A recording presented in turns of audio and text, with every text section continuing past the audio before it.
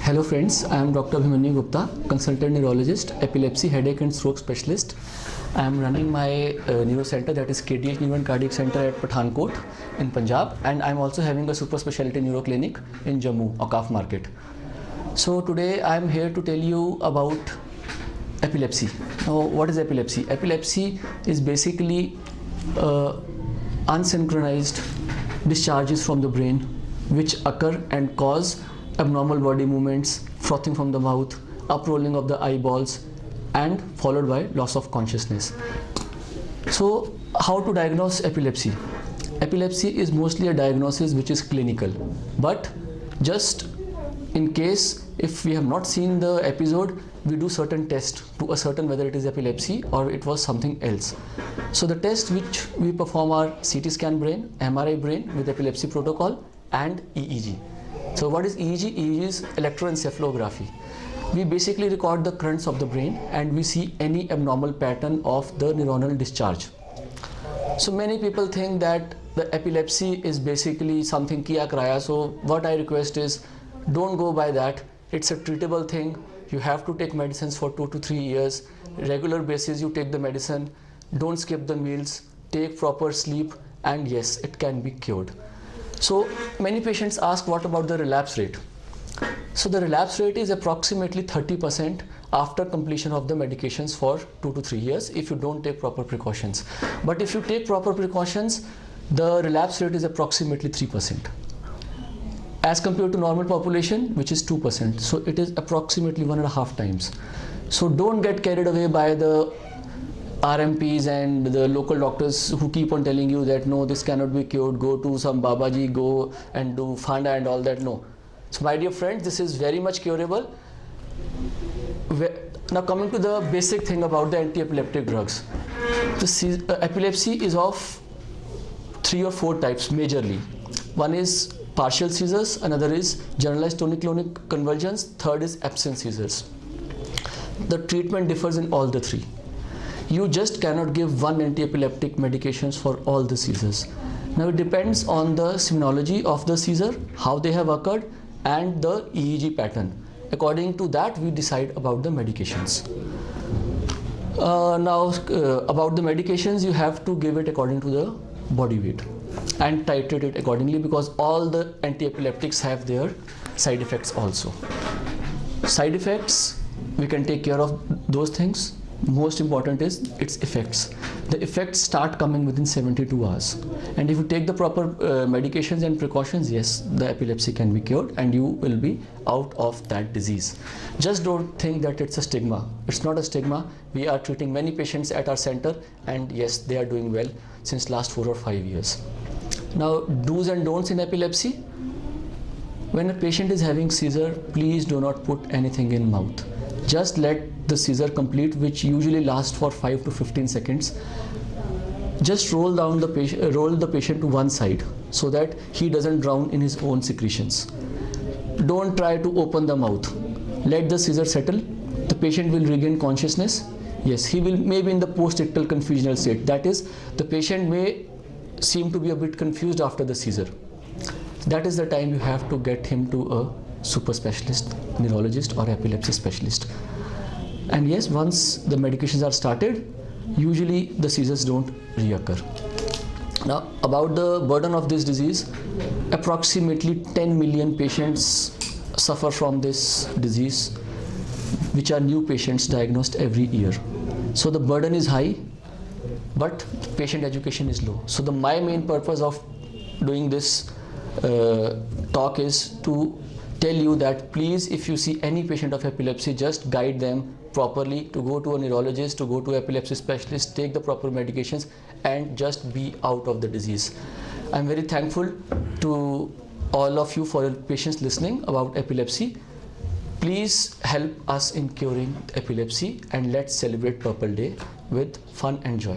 One more very important thing about the stroke is you have to know about the causes of brain. The most leading cause of stroke in India is hypertension. So if you don't control your blood pressure, you are very likely to get a brain attack, that is stroke.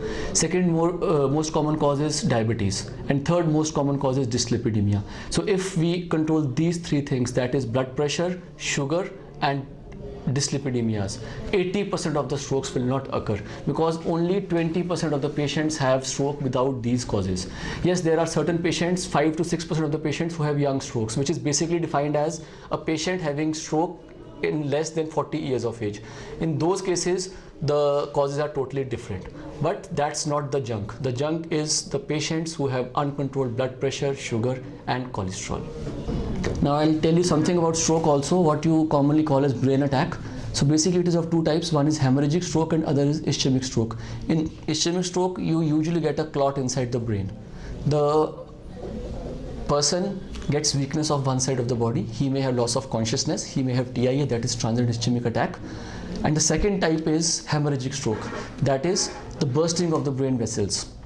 Both the strokes are equally difficult to manage, but yet, yes, they can be managed if the patient reaches to us within time. And 6 hours is the golden period. If the patient comes to us within 6 hours of an ischemic stroke, we usually give TPA, that is tissue plasminogen activator, which bursts the clot and your vessels open up. In cases of hemorrhagic stroke, the treatment is totally different. In that case, we have to manage the patient conservatively. Yes, if there is too much of blood in the brain, we may have to do open craniotomy, that is opening of the brain and give the space to the brain so that it swells up. And in the meantime, we start with the medications so that the swelling fades away and the patient is saved. Because the main problem in both the cases is that if there is a pressure on the brain stem where there is respiration center and the cardiac center, then the patient may go into respiratory and cardiac failure. The patient may go into coma, and yes, this stroke can take up to 6 months to get cured. So the bottom line is, if you get any patient of weakness of one side of the body, rush him to a neurologist at the earliest so that neurons don't die, because brain is time and time is brain, and in 15 seconds, approximately 1 crore cells of the brain die after this attack. So if you want to save the patient, you have to do everything in urgency.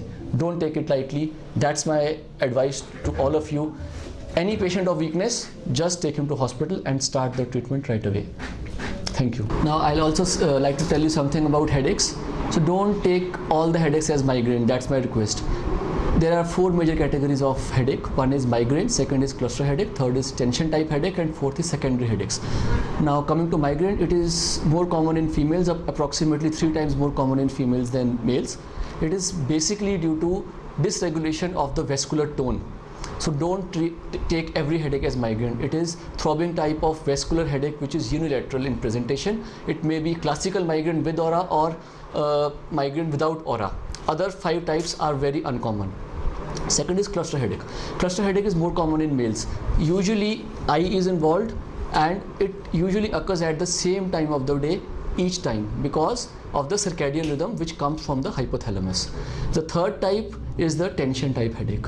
It is not the tension like you say ke brain ki tension hai. No, it's the tension of the muscles. Usually occurs over this part of the head, and usually there is throbbing pain inside the eyeball. Fourth type of headache is secondary headaches, which are due to causes other than these 3. Like if you get trauma, that can also cause headache. Subarachnoid hemorrhage can cause headache. Then infections of the brain can cause headache. Then any vascular pathologies can cause headache.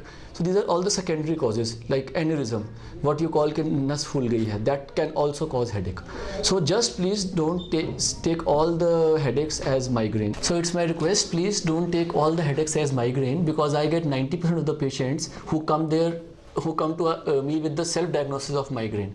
And believe me, 70% of the patients, they are not having migraine. So please go to a neurologist or a headache specialist and get yourself properly evaluated for headache. Headache is not always benign. And in all our conferences, there is one question: is migraine really benign? So my answer is no, it's not benign. Migraine can, in extreme cases, can lead to stroke also, which I just told you. So please take care of your brain, because brain is everything. Thanks a lot.